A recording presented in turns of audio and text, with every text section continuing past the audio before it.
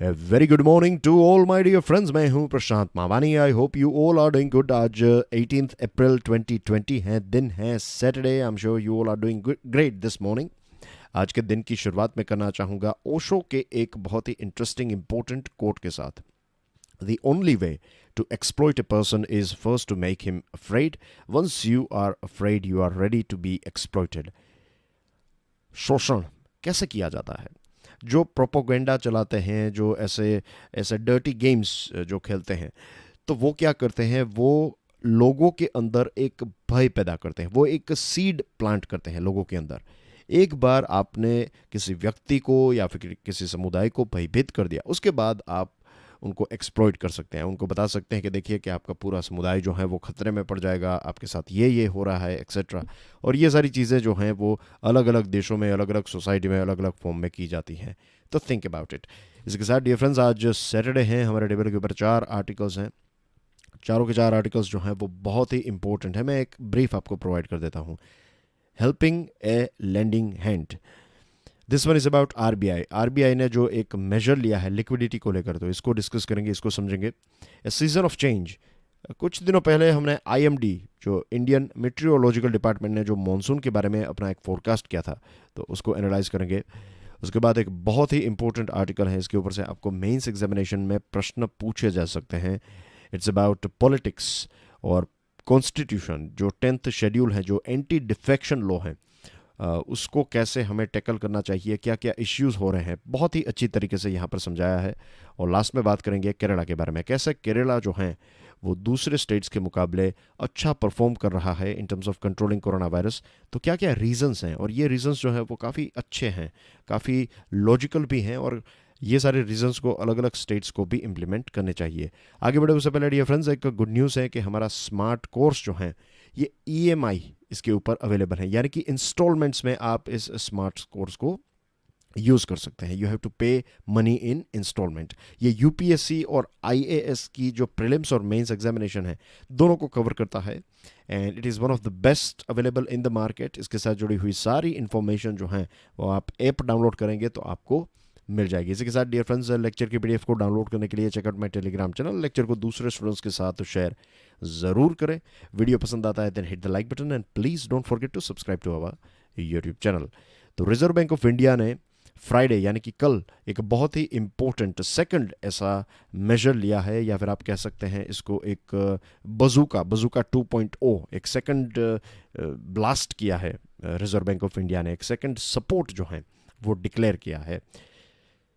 अगर आप overall reserve bank की स्ट्रेटेजी को देखें तो आपको देखने को मिलेगा कि फाइनेंशियल सिस्टम में ऑक्सीजन या फिर कई बार इसको कहते हैं ब्लड कहते हैं, जैसे हमारे बॉडी में खून जो है वो उसकी लिक्विडिटी बहुत ही इंपॉर्टेंट है. बहुत लिक्विड भी नहीं होना चाहिए और बहुत सॉलिड भी नहीं होना चाहिए. उसका जो एक बैलेंस है वो मेंटेन करना बहुत ही इंपॉर्टेंट होता है, और इसी की वजह से हमारी जो पूरी बॉडी है वो एक नॉर्मल तरीके से फंक्शन कर पाती है. In the same way economy में या फिर कोई बिजनेस में एक ल्यूब्रिकेशन या फिर एक फाइनेंस जो है, मनी जो है, उसका एक फ्लो जो है जिसको हम कहते हैं लिक्विडिटी, तो ये लिक्विडिटी मेंटेन होना जो है ये बहुत ही इंपॉर्टेंट है. और वही आरबीआई फ़िलहाल कर रही है कि लिक्विडिटी को एक टारगेट बनाकर या फिर लिक्विडिटी को एक फोकस बनाकर स्टेप्स जो है वो उठा रही है. ये क्या स्टेप है उसको भी मैं अभी आपको समझाता हूँ. इसके साथ regulatory proposals aimed at making life easier for banks, NBFCs and borrowers. कुछ रेगुलेटरी प्रपोजल्स यानी कि कुछ रूल्स भी उन्होंने चेंज किए हैं, जिससे बैंक्स, एनबीएफसीज और जो बोरोवर्स हैं उनका जीवन और ज़्यादा आसान हो जाएगा. और ये सारी चीज़ें क्यों कर रहा है RBI? Because covid corona virus की वजह से जो लॉकडाउन है, और लॉकडाउन की जो एक इम्पैक्ट हमारी इकोनॉमी, बैंक्स के ऊपर, एनबीएफसीज के ऊपर, बोरोवर्स के ऊपर जो होगी, हमारे हर एक व्यक्ति के जीवन के ऊपर जो इसकी इम्पैक्ट होगी, तो इसको कम से कम करने के लिए, हमारी इकोनॉमी को बचाने के लिए, फाइनेंशियल सिस्टम को बचाने के लिए आरबीआई ने ये लिक्विडिटी जो है वो इंजेक्ट की है. इसी के साथ एक और चीज़ जो सामने आई है, जो एक बहुत ही अच्छी बात है, वो ये है कि आरबीआई के जो रीसेंट मूव्स हैं उनको अगर हम देखें तो हमें ये चीज़ साफ पता चलती है कि आरबीआई जो है वो ग्राउंड लेवल पर क्या क्या चीज़ें हो रही हैं उससे काफ़ी ज़्यादा परिचित है। आरबीआई जो है वो कांस्टेंट फीडबैक मंगवा रही है बैंक से, अपने दूसरे सोर्सेज से।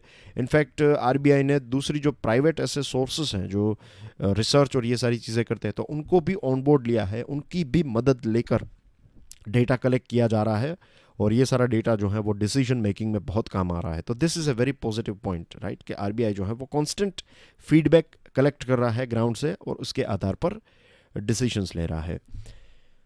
इसी के साथ एक बहुत ही एश्योरिंग बात बताई है, एक कॉन्फिडेंस बूस्ट करने वाली बात जो है वो रिजर्व बैंक के गवर्नर साहब ने बताई है, और वो ये है कि RBI would do what it takes to support the economy and also monitor the evolving situation. कि जो भी चीज़ें आवश्यक हैं इकोनॉमी को सपोर्ट करने के लिए वो आरबीआई करने के लिए तैयार है। और इसी के साथ साथ आरबीआई जो है वो जो भी सिचुएशन हो रही है खास करके इकोनॉमी और फाइनेंस वर्ल्ड में, तो उसको मॉनिटर भी कर रही है, उसको अच्छी तरीके से ऑब्जर्व भी कर रही है। ना आरबीआई ने क्या किया, आरबीआई ने 50,000 crore rupees targeted long term repo operations के माध्यम से रिलीज करने की बात बताई है। 50,000 crore targeted long term repo operation, इसको LTRO भी कहते हैं या फिर TLTRO। अब इसका मतलब क्या होता है इसको समझ लेते हैं। आप में से एक रेगुलर स्टूडेंट है, तो आपने लिखा है कमेंट सेक्शन में कि जो बैंकिंग के साथ जुड़ी हुई टर्म्स हैं वो मैं रेगुलर बेसिस पर एक्सप्लेन करूँ। The thing is, let me tell you कि ऑफ कोर्स ऐसी कोई भी चीज़ आएगी, फॉर एग्जांपल ये जो TLTRO है तो वो मैं अभी आपको एक्सप्लेन करूँगा। लेकिन अगर आप बैंकिंग की प्रिपरेशन कर रहे हैं, of course the Hindu analysis के वीडियोस आपके लिए इंपॉर्टेंट हैं, लेकिन इसी के साथ साथ डेली फाइनेंशियल न्यूज़ एनालिसिस जो हैं उसमें ऐसी चीज़ों को हम ज़्यादा एक्सप्लेन करेंगे compare to the Hindu analysis. तो ये चीज़ आप जितने भी बैंक की प्रिपरेशन करने वाले स्टूडेंट्स हैं तो आप ऑफ कोर्स आप फॉलो करते ही हैं DFNA को, लेकिन I just want to clarify कि उसमें ज़्यादा जोर दिया जाएगा इन सारी टर्म्स को। लेकिन इसका मतलब ये बिल्कुल नहीं है कि ऐसी कोई चीज़ हिंदू एनालिसिस में या फिर हिंदू न्यूज़पेपर के आर्टिकल में आएगी तो हम इसको एक्सप्लेन नहीं करेंगे। Of course will talk about it.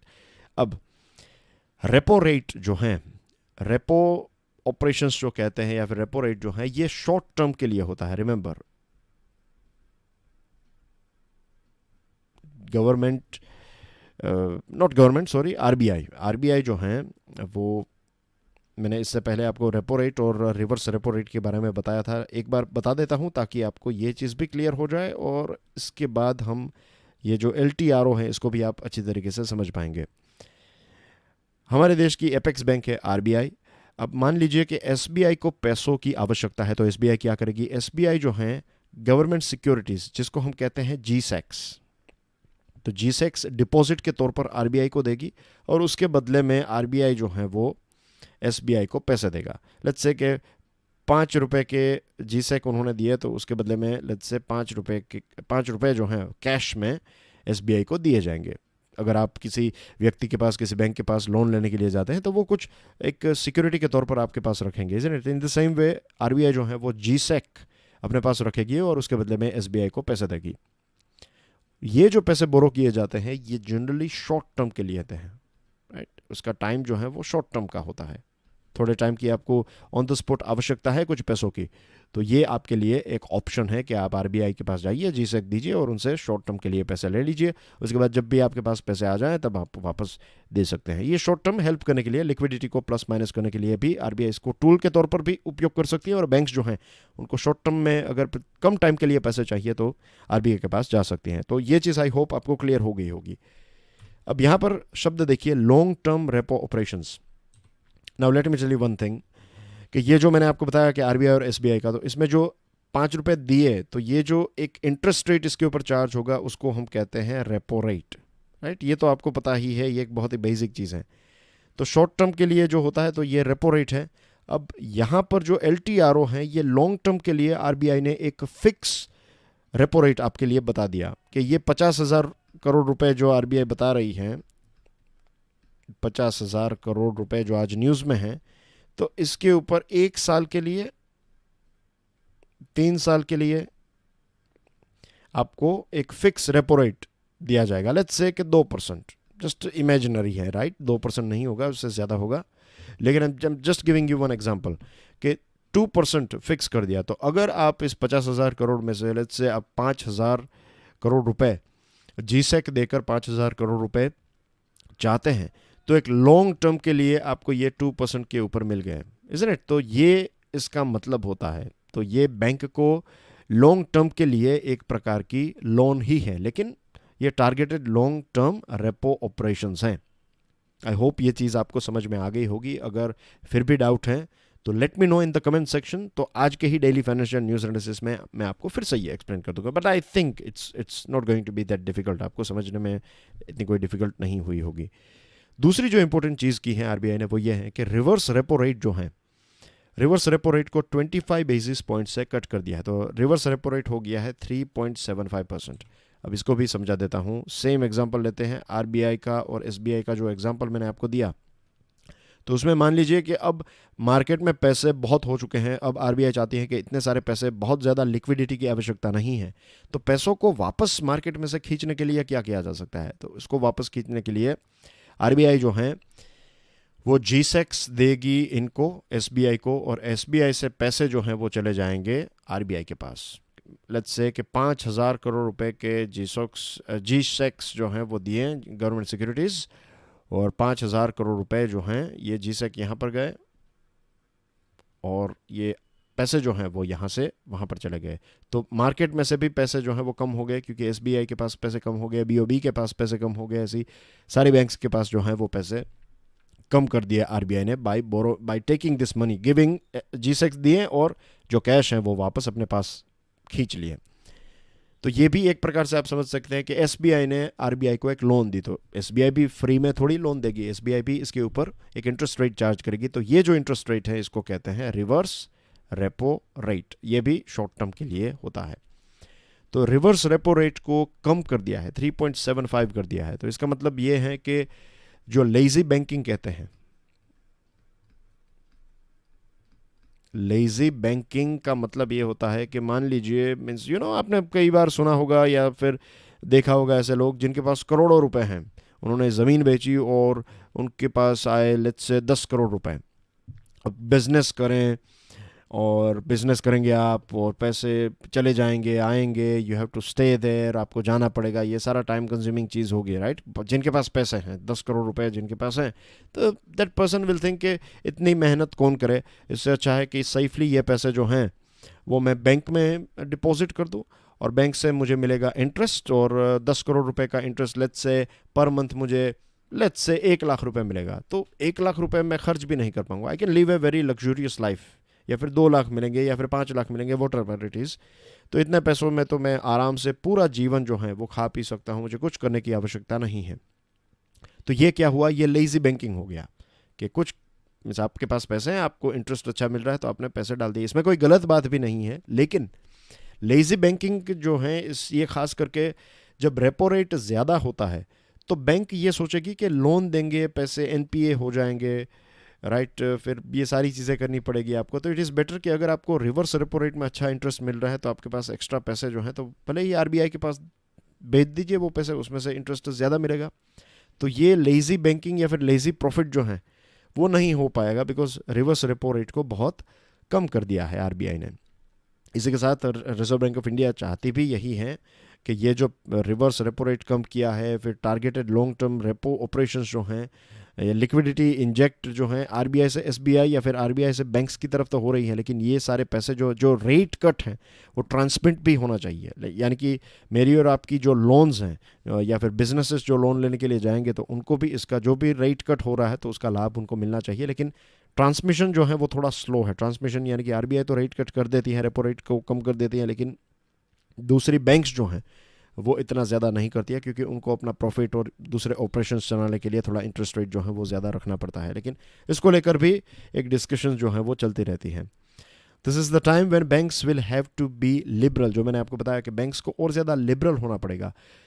जो बोरोवर्स हैं उनको ओवरड्राफ्ट प्रोवाइड करना पड़ेगा, फिर लोन्स जो हैं वो प्रोवाइड करनी पड़ेगी फॉर वर्किंग कैपिटल, बिजनेस को चलाने के लिए डे टू डे जो फाइनेंस चाहिए तो उसके लिए भी बैंक्स को पैसे प्रोवाइड करने के लिए थोड़ा लिबरल होना पड़ेगा, तभी हम पूरी इकोनॉमी को, फाइनेंशियल सिस्टम को बचा पाएंगे। इसी के साथ जो प्राइवेट या फिर बोरोवर्स की बात करें तो बोरोवर्स के लिए आरबीआई ने क्या किया है कि एसेट क्लासिफिकेशन कि एनपीए आपने 90 डेज तक कोई लोन का इंस्टॉलमेंट नहीं पे किया है तो एनपीए की कैटेगरी आपके ऊपर लग जाएगी। तो इसके ऊपर फ़िलहाल एक स्टॉप लगा दिया है कि ये प्रैक्टिस नहीं होगी, राइट। तो आपकी आपकी क्रेडिट भी ख़राब नहीं होगी। टेक्निकली एक चीज़ जो है ये कि किसी को एनपीए में डाल देना तो फिर दूसरी बैंक्स भी उनको लोन नहीं देगी, तो ये सारी चीज़ें जो है वो नहीं होगी फ़िलहाल because of this exceptional circumstances. इसी के साथ वेज एंड मीन्स एडवांसेस, कुछ दिनों पहले मैंने डेली फाइनेंशियल न्यूज़ एनालिसिस में इसको एक्सप्लेन किया था। वेज एंड मीन्स एडवांसेस क्या होते हैं ये भी मैं आपको एक्सप्लेन कर देता हूँ। ये बेसिकली गवर्नमेंट, मान लीजिए सेंट्रल गवर्नमेंट और स्टेट गवर्नमेंट्स जो हैं उनको शॉर्ट टर्म के लिए अगर पैसे चाहिए, राइट, लेट्स से 90 डेज के लिए पैसे चाहिए, तो ये पैसे उनको एक प्रकार की लोन जो है वो मिल सकती हैं। और रेपो रेट जो चार्ज किया जाता है, रेपो रेट ही आपको पे करना है, ये शॉर्ट टर्म के लिए है। लेकिन अगर 90 डेज के बाद आपने पैसे वापस नहीं किए हैं तो 2% पेनल्टी लगेगी। तो इसमें भी थोड़ी बहुत छूट दे दी है, राइट, आरबीआई ने। और छूट में जो लिमिट है तो ये लिमिट को इंक्रीज़ कर दिया है, यानी कि लेट्स से कि अगर स्टेट्स टोटल जो है वो 50,000 करोड़ रुपए ही बोरो कर सकते हैं 6 महीनों में, 6 महीनों के लिए 50,000 मैक्सिमम, सारे के सारे स्टेट्स मिलकर 50,000 करोड़ रुपीज़ ही बोरो कर सकते हैं। तो इसको 60% जो है वो इंक्रीज़ कर दिया, ये पैसे जो है वो इंक्रीज़ कर दिए हैं। 50,000 करोड़ रुपीज़ नाबार्ड, सिडबी, एनएचबी के लिए रखे हैं। तो यहाँ पर इसका पूरा ब्रेक डाउन है। तो देखिए RBI has provided 25,000 crore rupees for NABARD को दिए जाएंगे। बाकी के 15,000 करोड़ रुपए सिडबी के लिए, 10,000 जो है वो एनएचबी यानी कि हाउसिंग प्रोजेक्ट्स जो हैं वो चलते रहे उसके लिए हैं। बाकी के जो 50,000 करोड़ रुपए हैं, तो टोटल आरबीआई का जो पैकेज है ये 1 लाख करोड़ का है और इसमें से 50,000 जो है वो टीएलटीआरओ के लिए है, राइट। अब आपको पता है टीएलटीआरओ क्या है। और इसमें से जो 50% जो हैं, जो भी बैंक्स ये 50,000 करोड़ रुपए में से जो भी उनको पैसे चाहिए तो उसमें से मेक श्योर करना, किसी बैंक ने लेट्स से 10,000 करोड़ रुपए लिए तो 10,000 में से 5,000 करोड़ रुपए जो है वो उनको small mid side NBFCs, micro finance institutions, इनको भी प्रोवाइड करने होंगे, राइट। तो ये कंडीशंस रखी है। तो लास्ट ग्रास रूट लेवल तक पैसे का फ्लो जो है वो इंक्रीज करने की कोशिश की है आरबीआई ने, right. Moving on to next item dear friends, a season of change. 1-2 दिन पहले हमने देखा कि आईएमडी ने यानी कि इंडियन मेट्रियोलॉजिकल डिपार्टमेंट ने इस साल के मॉनसून के बारे में ये बताया है कि it's going to be normal. तो जो एलपीए हैं जिसको हम कहते हैं, एलपीए का फुल फॉर्म क्या है बताइए। चलो ये आपके लिए आज का पहला प्रश्न है, क्वेश्चन नंबर 1, एलपीए का फुल फॉर्म क्या होता है। Stick your answer in the comment section. मैंने आपको कल और इससे पहले भी इसके बारे में बताया था, तो it's not going to be that difficult for you. तो नॉर्मल मॉनसून जो है इसका मतलब ये है कि, अब एक पार्डन, लॉन्ग पीरियड एवरेज तो यहाँ पर लिखा हुआ है, मेरा ध्यान भी नहीं गया। Cancel that question, okay, sorry about that. Normal monsoon, कई बार ऐसा हो जाता है, मुझे माफ़ कीजिएगा। नॉर्मल मॉनसून का मतलब ये है कि जो एक एलपीए है, अब एलपीए मैंने ज़ोर से मीन्स बहुत स्ट्रेस दिया था इस चीज़ के ऊपर कि 88 कर दिया है, पहले 89 था, तो उसका 100% होगा। बारिश जो है वो 88 सेंटीमीटर्स जो उन्होंने एक आंकड़ा तय किया है, पहले 89 सेंटीमीटर था। 2010 1961 से 2010 का ये जो 50 साल हैं तो इसकी एवरेज निकलती है 88 सेंटीमीटर। इससे पहले 1951 से 2000 तक को गिनते थे, 50 साल को गिनते थे, तो उसकी एवरेज थी 89 सेंटीमीटर। तो 2 दिन पहले यही बदलाव, एक बड़ा बदलाव आया है कि 88 सेंटीमीटर इसको कर दिया है। तो नॉर्मल का मतलब ये होता है कि जनरली स्पीकिंग पूरे देश में बारिश जो है उसका एवरेज होगा 88 सेंटीमीटर। अब एक 2 स्टेजेस में फोरकास्ट किया जाता है। अप्रैल में चीज़ों को बताया जाता है और उसके बाद सेकंड अपडेट जो है वो लेट जून में हमें मिलेगा। One more thing that I would like to say is के अप्रैल का जो फोरकास्ट है वो इतना रिलायबल भी नहीं है। इससे पहले जितने भी ऐसे फोरकास्ट दिए हैं, फॉर एग्जांपल फोरकास्ट 2016 में था 106% बारिश होगी, लेकिन एक्चुअली हुई 91, 2017 में 96 हुई, 95, 97, 91, लास्ट ईयर कम बताया था, फोरकास्ट थी 96% की, लेकिन हुई 109%, ज़्यादा बारिश हो गई। तो ये अप्स एंड डाउन्स जो हैं वो होते रहते हैं। इसी के साथ ये भी बताया है आईएमडी ने कि अल नीनियो की इफ़ेक्ट नहीं होगी। अल नीनियो एक बहुत ही इंपॉर्टेंट जियोग्राफिकल फिनोमिना है। मेरे पास उतना तो वक्त नहीं है कि मैं आपको ये पूरा अल नीनियो कैसे काम करता है वो समझा दूँ। हमारी चैनल के ऊपर आपको इसके स्पेशल वीडियो भी मिल जाएंगे। और मैं चाहता हूँ कि आप जियोग्राफी की जब पढ़ाई करें, खास करके आपकी NCERTs जो हैं उसमें से पढ़ाई करें, तो जो स्टैंडर्ड 6th में 7th में जो जियोग्राफी है उसमें भी बहुत सारी चीज़ें आपको दी गई है, जैसे कि हीट जोन्स अलग अलग। फिर आगे जब आप पढ़ेंगे तब आपको ओशियन करंट्स, यहाँ पर जो पेरू लिखा हुआ है तो ये एक ओशियन करंट है, राइट। तो ये ओशियन करंट क्या होते हैं, ये सारी चीज़ें जब आपको पता चलेगी उसके बाद आप अल नीनियो को समझ पाएंगे। बेसिक मतलब ये है इसका कि जो गर्म पानी है वो इस प्रकार, ये प्रशांत महासागर है, पैसिफिक ओशन है, तो ये जो इक्वेटोरियल बेल्ट है 0 डिग्री वाली, जो पूरा एक बेल्ट जो है, एक रीजन जो है, तो इस रीजन में यहाँ पर जो है ऑस्ट्रेलिया के आसपास गर्म पानी जो है वो नॉर्मल ईयर में इकट्ठा होता है। लेकिन अल नीनियो में ये होता है कि यहाँ की हवाएं जो हैं वो इसको पुश कर लेती हैं, ये पानी जो है वो गर्म पानी यहाँ पर इकट्ठा हो जाता है। तो अमेरिका में विंटर जो है वो वार्म हो जाती है, और ये सारी जगहों पर ऑस्ट्रेलिया में और इंडिया में बारिश जो है वो बर्बाद हो जाती है, बारिश नहीं होती है। नॉर्मल ईयर में गर्म पानी यहाँ पर होता है, और ऑस्ट्रेलिया में भी बारिश होती है, और भारत में भी अच्छी बारिश होती है। तो अल नीनियो की इफ़ेक्ट ये है। अब अल नीनियो जो है उसकी बहुत सारी टेक्निकल चीज़ें हैं, वो आप देख लीजिएगा।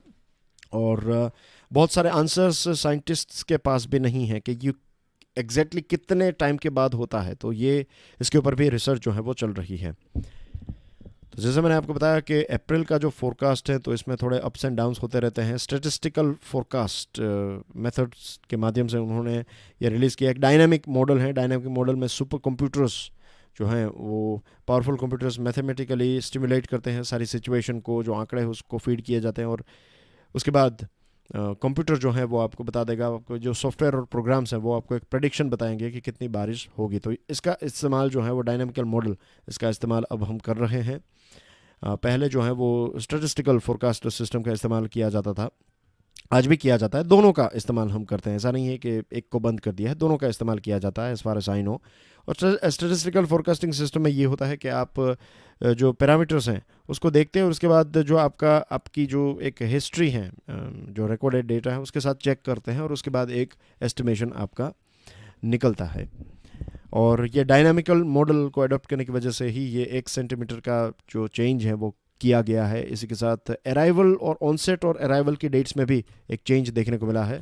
इस एडिटोरियल में तो इसकी बात नहीं है, लेकिन 1-2 दिन पहले डेली फाइनेंशियल न्यूज़ एनालिसिस में मैंने आपको ये बताया था, तो एक बार ये भी देख लीजिएगा। कोलकाता, न्यू दिल्ली, मुंबई, जयपुर, जालंधर, तो हर जगह पर जो पुरानी डेट्स थी अराइवल और डिपार्चर की, तो ये चेंज हुई है।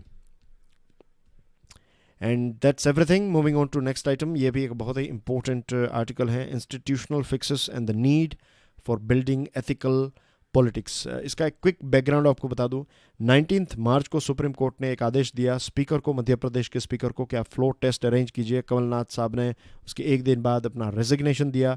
23 मार्च को शिवराज सिंह चौहान जो हैं उन्होंने एज ए चीफ मिनिस्टर शपथ ली, और नेक्स्ट डे उन्होंने ट्रस्ट वोट जो हैं, नेक्स्ट मॉर्निंग ही वोन ए ट्रस्ट वोट, उन्होंने ट्रस्ट वोट जो हैं असेंबली में, यानी कि एमएलएज जो हैं उन्होंने अपने लीडर के तौर पर शिवराज सिंह चौहान को सपोर्ट किया।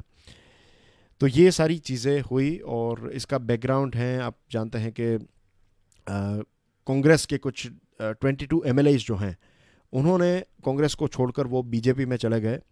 और जब ऐसा होता है तब होता यह है कि वो ऑटोमेटिकली सस्पेंड हो जाते हैं, तो उतनी सीट्स खाली हो जाती हैं। लेट्स से कि पहले 100 सीट्स थी, अब 100 सीट में से लेट्स से 30 एमएलएज जो हैं उन्होंने अपना पक्ष जो है, पार्टी जो है वो बदल दी। I am just giving you one example to understand, right. इतनी टेक्निकलिटी में मत जाइएगा, मैं आपको सिर्फ समझने के लिए ये आंकड़े प्रोवाइड कर रहा हूँ। तो 30 एमएलएज जो हैं उन्होंने ये बता दिया कि हम अब कांग्रेस में नहीं बीजेपी में जाना चाहते हैं। तो अब टोटल स्ट्रेंथ जो है हाउस की कितनी हो गई, टोटल स्ट्रेंथ हो गई हाउस की 70। पहले अगर आपको सीएम बनना है या फिर आपकी पार्टी को जीतना है, मीन्स मेजोरिटी अगर आपको प्रूव करनी है, तो आपको यहाँ पर 51 सीट्स चाहिए। लेकिन अब हो गई 35 सीट्स। तो पहले एक पार्टी जिसके पास लेट्स से 40 सीट्स थी, तो वो सीएम या फिर वो रूलिंग पार्टी नहीं थी जब 100 सीट्स थी, लेकिन 30 आपने निकाल दी ऐसे, तो अब 70 हो गई। तो आप इजीली 40 सीट वाली पार्टी जो है वो उसके जो एमपी जो एमएलए हैं वो सीएम बन सकते हैं, या फिर वो पार्टी जो है वो रूलिंग पार्टी बन सकती है। तो ये जो एक नया तरीका निकला है, एक प्रकार से एंटी डिफेक्शन लॉ जो है उसको बाईपास किया जाता है और गवर्नमेंट जो है उसको टॉपल की जाती है। टॉपल यानी कि आप पूरी जो इलेक्शन हुए, इलेक्शन के बाद जो रिजल्ट आया वो सारा रिजल्ट एक तरफ रह गया, आपने हॉर्स ट्रेडिंग कर लिया, आपने कुछ एमएलए अपने पास ले लिए और आपने पूरी गेम ही जो है वो बदल दी। ऐसी ही चीज़ जो है वो HD Kumaraswamy led Congress government में हुई थी। कांग्रेस जेडीएस की गवर्नमेंट जो है कर्नाटका में, उसमें भी ऐसा हुआ था। 17 एमएलए जो हैं वो इसको छोड़कर फिर बीजेपी को ज्वाइन कर लेते हैं। तो ये एक नया तरीका जो निकला है, ये तरीका हमारी डेमोक्रेसी के लिए तो डेफिनेटली अच्छा नहीं है। यहाँ पर सिर्फ ऐसा नहीं है बीजेपी, राइट, यहाँ पर बीजेपी में सारे जो एमएलए हैं वो जा रहे हैं, तो ऐसा नहीं है कि बीजेपी कोई ऐसा मैग्नेट है या फिर, लेकिन this is not about any particular political party. BJP, Congress, JDS, X Y Z जो भी पार्टीज हैं, हर कोई जो है वो हॉर्स ट्रेडिंग करता है। हॉर्स ट्रेडिंग का मतलब क्या है कि आप एमएलएज खरीदते हैं। पहले जो रिटेल में चलता था, यानी कि एक एमएलए आपके पास आ गया, 2 एमएलए आ गए, अब 15 एमएलए, 17 एमएलए, 22 एमएलए, तो ये रिटेल में से अब होलसेल की तरफ जाता जा रहा है। और इलेक्शंस हुए, हमने जो वोट दिया, हमने किसी एक पार्टी को, देखिए मध्य प्रदेश में वोटिंग लोगों ने किसको वोट दिया था? मध्य प्रदेश में लोगों ने कांग्रेस को वोट दिया था। लेकिन अब क्या हुआ? अब बीजेपी रूलिंग पार्टी में आ गई, राइट। तो लोगों ने जो वोट दिया, जो इलेक्शन हुए, तो ये सारे इलेक्शंस का कोई फायदा ही नहीं रहा, इजंट इट? तो this is the time that we think about, rethink about 10th schedule. 10th schedule जो है हमारे कॉन्स्टिट्यूशन का, वो एंटी डिफेक्शन लॉ के साथ जुड़ा हुआ है कि आप एक पार्टी के फ्लैग के तहत, एक अम्ब्रेला है आपके पार्टी की, जो एक छतरी है, उसके अंडर में रहते हुए आप इलेक्शंस को फाइट करते हैं, आप जीत जाते हैं, उसके बाद आप पार्टी चेंज कर देते हैं। तो दिस इज़ नॉट एक्सेप्टेबल, तो इसको धोखा माना जाता है। और एक चीज़ ये भी सामने आई है कि इंडिविजुअल जो एमएलएज हैं या फिर एमपीज जो हैं, वो पार्टी के जो बॉसेस जो कहते हैं वही उनको करना पड़ता है। तो ये भी शायद डेमोक्रेसी के लिए एक अच्छी बात नहीं है। कई बार ऐसा होता है कि आपकी पार्टी ने एक स्टैंड लिया है, आपकी पार्टी जो कर रही है वो गलत है, लेकिन आपको पता है कि वो गलत है, लेकिन फिर भी आपको उसी पार्टी का जो गलत है उसका सपोर्ट करना पड़ता है। अगर आप नहीं करते हैं तो फिर आपको पार्टी से निकाला जा सकता है, राइट। आपने पार्टी को धोखा दिया, ये भी हो सकता है, डिफेक्ट किया पार्टी को। तो इसको लेकर केस भी हुआ था 1992 में, और सुप्रीम कोर्ट का वर्डिक्ट आया था। 5 जजेस थे, उसमें से 3 जजेस ने ये बताया कि जो लॉ है 10th शेड्यूल का वो बराबर है, लेकिन उसमें एक बदलाव किया कि जो स्पीकर हैं उनका जो डिसीजन है वो जुडिशियल रिव्यू के तहत आ गया, कि अगर केस जो है वो अगर सुप्रीम कोर्ट को लगता है या फिर सुप्रीम कोर्ट में चैलेंज किया जाता है, तो स्पीकर का डिसीजन जो है उसके ऊपर सुप्रीम कोर्ट एक स्टैंड ले सकती है, या फिर कोर्ट जो है वो स्टैंड ले सकती है, तो उसको कहते हैं जुडिशियल रिव्यू। तो ये बदलाव हुआ 1992 में, जो सुप्रीम कोर्ट में केस था कि होलोहान वर्सेस जाची लुहू, तो ये केस में ये डिसीजन लिया था कि ये जो 10th शेड्यूल है इसमें ये बताया कि वायोलेशन हो रहा है बेसिक स्ट्रक्चर का, कॉन्स्टिट्यूशन का, कि एक जो पार्लियामेंट्री डेमोक्रेसी में जो फ्री स्पीच है, एक एमएलए की या फिर एक एमपी की जो फ्री स्पीच की जो एक स्वतंत्रता है वो चली जाती है। वो जानते हैं कि वो सही है, फिर भी उनको पार्टी के साथ ही जो पार्टी कहती है वही मानना पड़ता है, वही करना पड़ता है। तो इसको तो सुप्रीम कोर्ट ने बताया कि नहीं, ऐसा कोई वायोलेशन नहीं है, लेकिन जो स्पीकर हैं उनके डिसीजन को जुडिशियल रिव्यू के तहत लाया गया था। तो अब फिर से वक्त आ चुका है कि हम इसको फिर से देखें, क्योंकि हॉर्स ट्रेडिंग जो है वो बहुत ज़्यादा हो रही है, और एंटी डिफेक्शन जो लॉ है उसको लाया इसलिए गया था कि हॉर्स ट्रेडिंग ना हो। हॉर्स ट्रेडिंग का मतलब ये होता है कि आप एमएलएज खरीद कर ये रिजल्ट्स को चेंज ना कर दें। तो लेकिन ऐसा तो नहीं हो रहा है, ऐसा तो चलता ही रहता है, मीन्स एक लंबे टाइम से चलता आया है। तो इसको रोकने के लिए दिनेश गोस्वामी कमेटी गठित की गई थी, और दिनेश गोस्वामी कमेटी ने ये रिकमेंडेशन दिया था कि ये जो विप है, विप का मतलब होता है कि पार्टी ऑर्डर्स इश्यू करती है कि आपको ये जो सेशन है पार्लियामेंट का या फिर लेजिस्लेटिव असेंबली का वो अटेंड करना ही है। तो जो अपने मेंबर्स हैं वो उनको करना ही पड़ता है, राइट। उसमें आप कोई एक्सक्यूज़ नहीं निकाल सकते। तो ऐसे विप्स जो इश्यू करते हैं, क्या वोट करना है, ऐसे भी विप्स जो हैं वो इश्यू किए जाते हैं। तो दिनेश गोस्वामी कमेटी ने ये बताया है कि ये व्हिप्स जो हैं वो एक ही चीज़ के ऊपर बाइंडिंग होने चाहिए, और वो है वोट ऑफ कॉन्फिडेंस के ऊपर। कि जब वोट ऑफ कॉन्फिडेंस, जब आपको ये कौन आपका सीएम बनेगा या फिर आप किसको सपोर्ट करते हैं, राइट, तो जब ये प्रश्न आता है फ्लोर पर, तो उसी टाइम पर आप व्हिप इश्यू कर सकते हैं, ये बताया है। बाकी अगर कोई डिसीजन पार्टी का है और उसके साथ कोई एमपी या फिर एमएलए सहमत नहीं है, तो उनको ये छूट मिलनी चाहिए कि वो डिसेंट कर सकें। वो डिसेंट इन द सेंस कि वो मना कर सके कि नहीं, ये चीज़ गलत है। तो इससे ये जो डेमोक्रेसी वाला प्रॉब्लम है, जो ये फ्री स्पीच वाला जो टॉपिक है, वो कवर हो जाता है इससे, ये रिकमेंडेशंस है। दूसरी चीज़ जो कर्नाटका के स्पीकर ने की, ये जो पूरा केस आया, मैंने आपको बताया, ये कांग्रेस और जेडीएस, ये एचडी कुमार स्वामी वाली जो सरकार थी, तो उसमें जो 17 ऐसे एमएलएज थे जिन्होंने अपनी पार्टी चेंज कर दी। तो कर्नाटका के जो स्पीकर हैं, उन्होंने ये डिसीजन लिया कि ये जो डिफेक्टेड मेंबर्स हैं जिन्होंने पार्टी चेंज की हैं, वो बाई पोल में पार्ट नहीं ले पाएंगे। क्योंकि होता क्या है, अब देखिए एमपी में क्या हो गया, मध्य प्रदेश में ये जो 22 एमएलएज हैं, उन्होंने अपनी जगह खाली कर दी, उन्होंने पार्टी चेंज कर ली, वो कांग्रेस में से निकल गए हैं, बीजेपी में आ गए। अब ये 22 जो एम्प्टी सीट्स हैं, इसके लिए होगा बाईपोल। और बाईपोल में जनरली अगर आप देखें तो रूलिंग पार्टी को ही एडवांटेज मिलता है। एक पूरा लंबा इतिहास है, आंकड़ों के ऊपर अगर हम देखें तो वी फाइंड के रूलिंग पार्टी को ही एक अपर हैंड मिलता है। तो यही होगा यहाँ पर भी। तो कर्नाटका के जो स्पीकर हैं, उन्होंने एक राइट डिसीजन लिया कि अगर कोई डिफेक्ट करता है, अगर आप ऐसे पार्टी छोड़कर दूसरी पार्टी में जाते हैं तो जाइए, लेकिन फिर जो बाईपोल होगा उसमें आप पार्ट नहीं ले पाएंगे। यहाँ पर सुप्रीम कोर्ट ने ये वाला 1992 वाला जो केस था, उसमें सुप्रीम कोर्ट ने बाईपोल में ये जो कैंडिडेट्स हैं वो खड़े रह सकते हैं, इसकी एक छूट दी थी, राइट। लेकिन यहाँ पर अब ये जो डिसीजन है, sorry about that, not in 1992, लेकिन ये वाला जो केस है, ये कर्नाटका वाला जो ये पूरा केस था, वो सुप्रीम कोर्ट तक गया। तो ये बाईपोल में, ये जो कर्नाटका के स्पीकर ने बताया कि बाईपोल में आप पार्ट नहीं ले सकते, तो सुप्रीम कोर्ट ने बताया कि नहीं, बाईपोल में तो वो पार्ट ले सकते हैं, वो उनका अधिकार है। लेकिन ये बदलाव जो है वो हमें करना चाहिए कि अगर कोई ऐसा एमएलए करता है, एमपी ऐसे कोई करते हैं, तो बाईपोल में पार्ट ना ले पाएँ, तो उनका जो पूरा एक जो एक मेन जो है, मीन्स क्या कहा जाता है, मीन्स आप अगर किसी पार्टी के हैं और मैं चाहता हूं कि आप मेरी पार्टी में आ जाए, तो आई विल टेल यू कि अगर आप मेरी पार्टी में आ जाएंगे, अगर आप पावरफुल लीडर हैं और आप 10-15 एमएलएज या फिर एमपीज़ को लेकर मेरी पार्टी में आ जाएंगे, तो मैं आपको मिनिस्टर बनाऊंगा, हमारी सरकार में आपको मिनिस्टर हम बनाएंगे। ये एक लालच दी जाती है, पैसे दिए जाते हैं, ये सारी चीज़ें दी जाती हैं। तो ये जो पूरा इंसेंटिव है वो टूट जाएगा अगर आप बाईपोल में पार्ट नहीं ले पाएंगे। तो ये 2 इम्पोर्टेंट सॉल्यूशंस हैं, राइट। और मैं जैसे मैंने स्टार्टिंग में बताया, आई थिंक मैंने आपको बताया कि इसके ऊपर से आपको जनरल स्टडीज़ के पेपर में डायरेक्टली एक क्वेश्चन पूछा जा सकता है, एंटी डिफेक्शन लॉ जो है उसमें क्या क्या बदलाव किए जा सकते हैं। तो ये सारे एग्जांपल्स आप दे सकते हैं। पूरा आपका मेंस एग्जामिनेशन का एक प्रश्न जो है वो आप सॉल्व कर सकते हैं। तो ये एक बहुत ही इम्पोर्टेंट आर्टिकल था।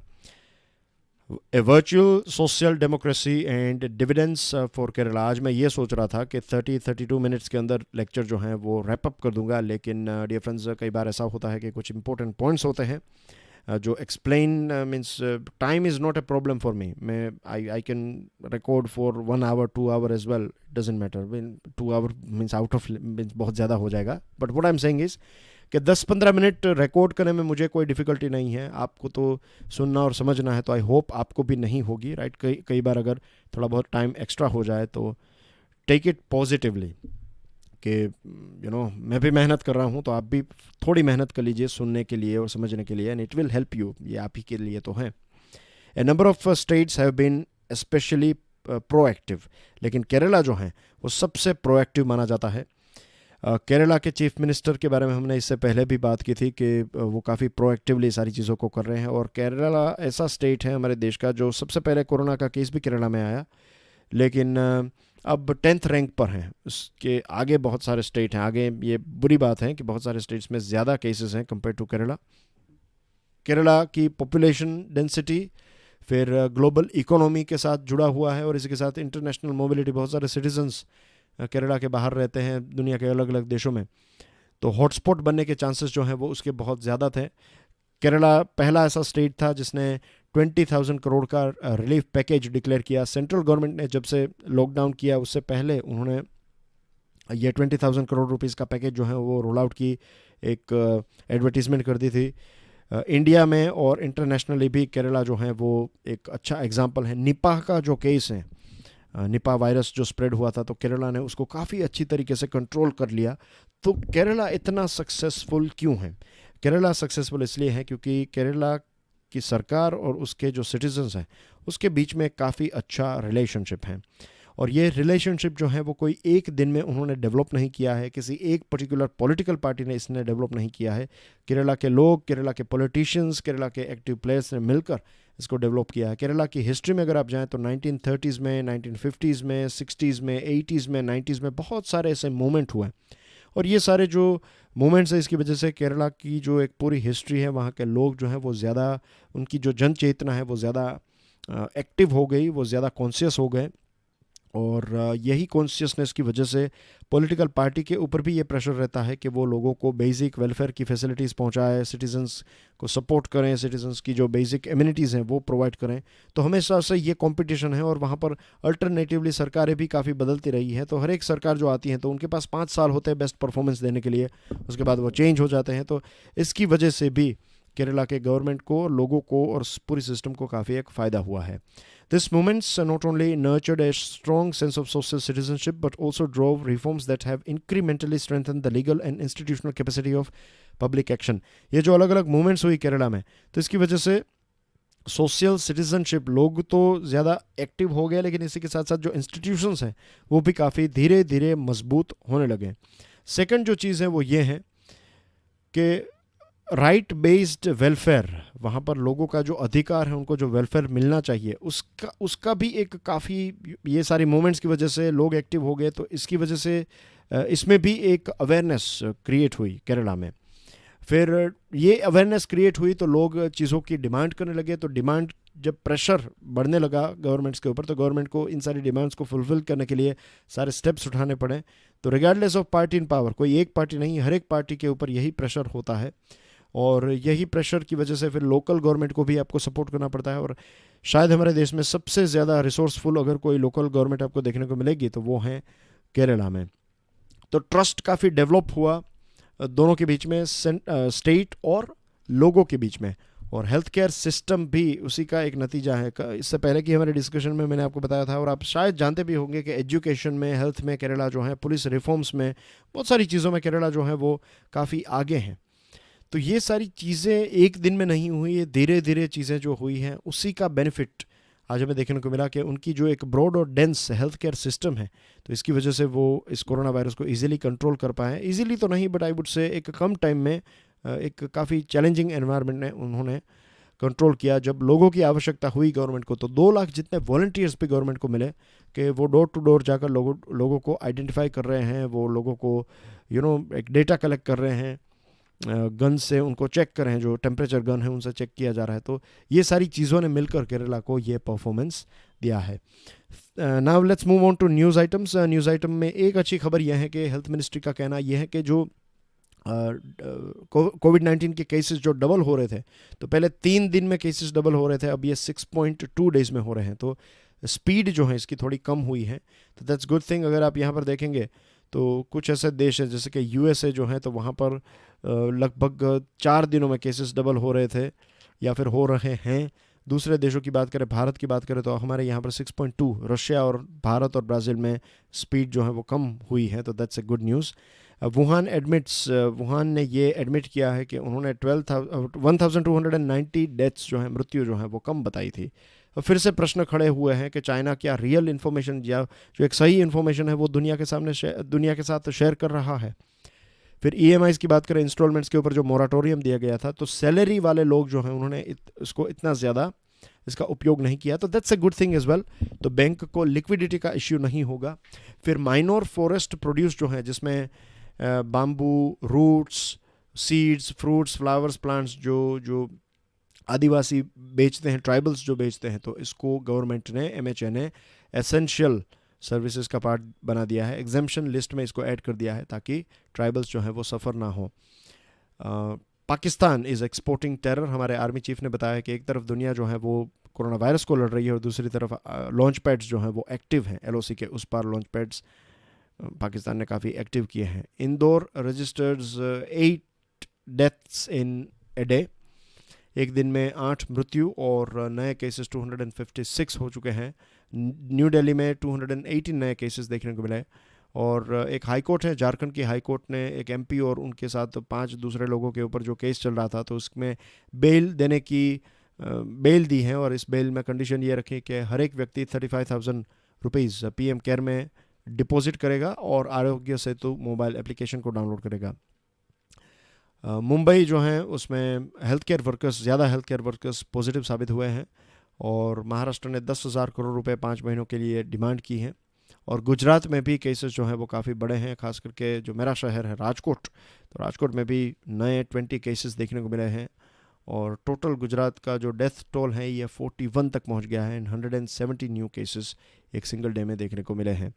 आपके लिए प्रश्न ये है कि गल्फ़ देशों के साथ जनरली हमारा एक ऑयल से रिलेटेड एक रिलेशन रहा है, तो कौन कौन से ऐसे नए एरियाज़ हैं आप सजेस्ट करेंगे कि भारत को फ्यूचर में एक लॉन्ग रन में कौन कौन सी नई ऐसी चीज़ें हैं, नए ऐसे सेक्टर्स हैं जिसको एक्सप्लोर करके गल्फ़ कंट्रीज़ के साथ रिलेशनशिप जो है उसको डाइवर्सिफाई, या फिर एक नए चीज़ें जो हैं इसमें क्या क्या ऐड हो सकती हैं, तो ये बताइए। And that's everything in today's discussion. Thank you very much for watching this video. God bless you all. जय हिंद।